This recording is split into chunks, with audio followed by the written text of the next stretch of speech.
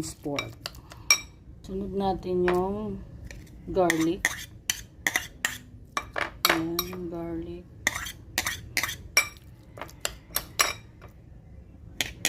Magtira tayo para sa panlasa mamaya. Lagyan natin ng paminta. Ayan. Para masarap, mabango yung aroma niya, talagang lumabas. Sunod natin yung egg. Ayan. Haluin lang ng haluin, guys. Ayan, guys. Haluin nyo lang yung itlog para manuot-nuot sa minced pork. Sunod natin dito yung harina. Ayan.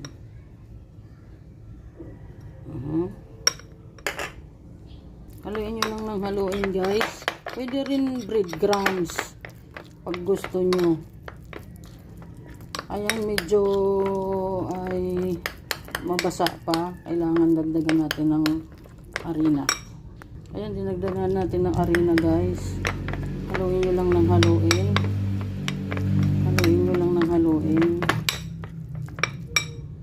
Ayan, guys, at nadagdagan natin ng harina.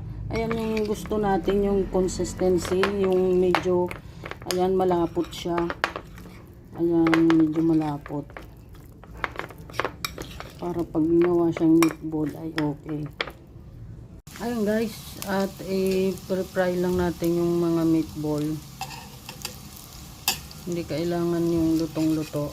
Tama lang. Tama lang siya na luto.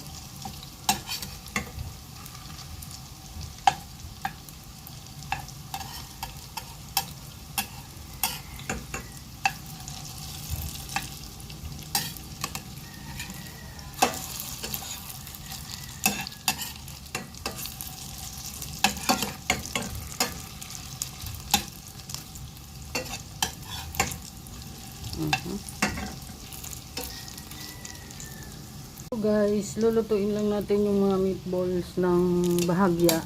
Hindi natin kailangan lutuin ng lutuin sila. Ayan. Okay, sa puntong ito ay okay ng ating meatballs. Tatanggalin na natin sila, guys. Ilalagay natin sa isang plate. Ayan. Ayan, guys, magigisa na tayo. Yung meatballs isit aside muna natin, guys.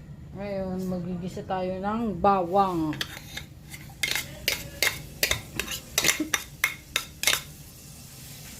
Ayan. Mas gusto ko pag nagluluto ako yung sabaw, yung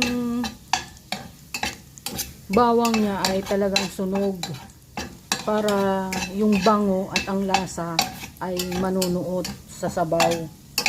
Ganyan ang sekreto, guys. Dapat sunog. Hindi naman as in sunog na sunog. Brown lang siya. Brown lang ang kulay ng bawang. Para mabango po at aroma yan. Aroma yan. Atin yung ating sibuyas.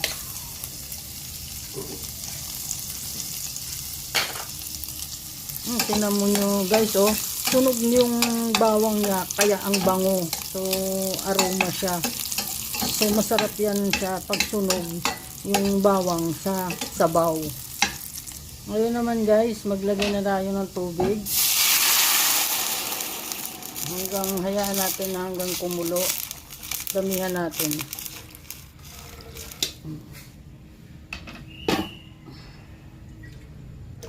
Damihan ko na ng sabaw. Ayan. Ngayon, guys, ilagay na natin yung mga meatballs. Ayan. Ilagay na natin.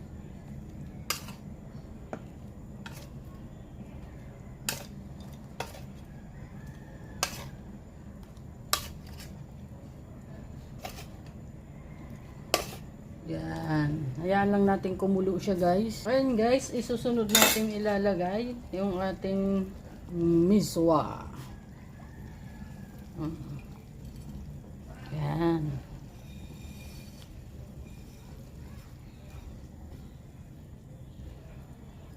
Ang kagandahan lang ng miswa, guys, ay madali siyang maluto. Ayan, o.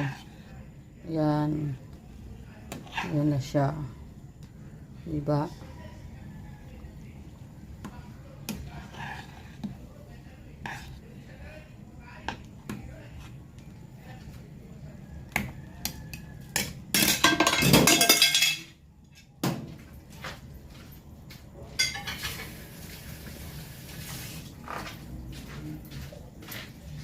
Ayan siya ng paminta. Ayan.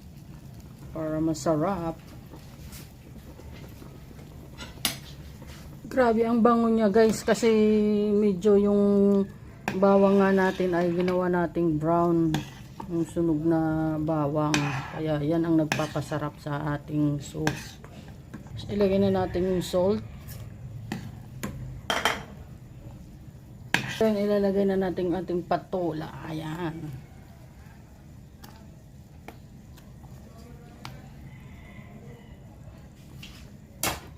Ilalagay na natin yung pork cubes. Ito talagang magpapasarap. Hayaan lang natin na matunaw siya ng 5 minutes. Ito yung meatballs soup with miswa and patola and with malunggay. Ito na yung pwede nang maging ulam. Kaya double purpose na siya. Lagay na natin ang ating malunggay at super masustansya. Ganyan. Ngayon lang kayo nakakita na patola miswa na may malunggay.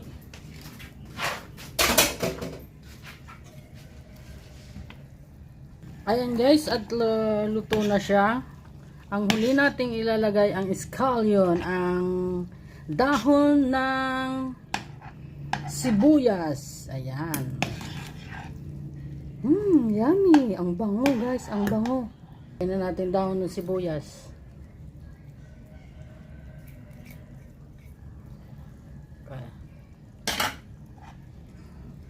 Wow guys, ang sarap.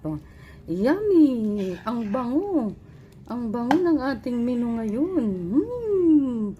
Diba? Ngayon lang kayo makakita ng miswa na may patola and malunggay. Super yummy and masustansya. Okay guys. Ayan ang ating finished product. Yummy. Ang sarap. Pork meatballs with miswa, patola, and malunggay. Yummy. Okay guys, let's go. Let's eat.